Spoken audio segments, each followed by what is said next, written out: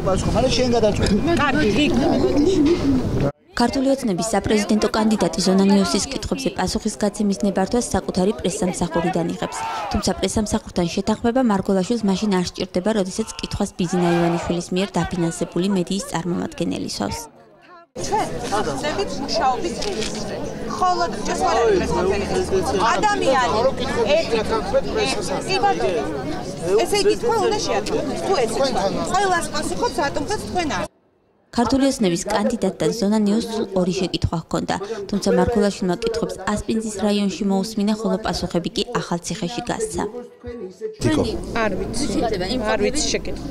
შეკითხვა თუ არ იცი თიკოსთან იმუშავეთ პრესსამსახურთან. იმუშავეთ პრესსამსახურთან. მე მუშაობდი თურქეთში. იმუშავეთ პრესსამსახურთან. ეს არის ქართული ოცნების საპრეზიდენტო კანდიდატ სამცხე ჯავახეთის სიმბოლოდ აღიარებული რაბათის ციხე დღემდე ნანახი არ აქვს. სამაგერო და ახალციხეში ყოფნისას მარგოლაშვილმა ცხენებზე ამხედრებული მხარდამჭერები და შეხვედრაზე მიყვანილი სკოლის მოსწავლეები ნახა. რაბათის გარემონტებული ციხე არ მაქვს ნანახი. მე აქ ბევრი მივლია ბავშვობაში. რაბათი მაშინ არ იყო. სამცხე ჯავახეთში ქართული ოცნების საარჩევნო კამპანია ტრადიციულად ჩაყვანილი აქტივისტების და ადგილობრივი ადამიანების თანდასწრებით გაიმართა. თუმცა შეხვედრები ჯავახეთის იმ რაიონებში არ შემდგარა, სადაც ცოტა ხნის წინ მინარეთი დაშალეს და დაასაწყობეს. ასევე სადაც სომხური მოსახლეობის უმრავლესობაა დასახლებული.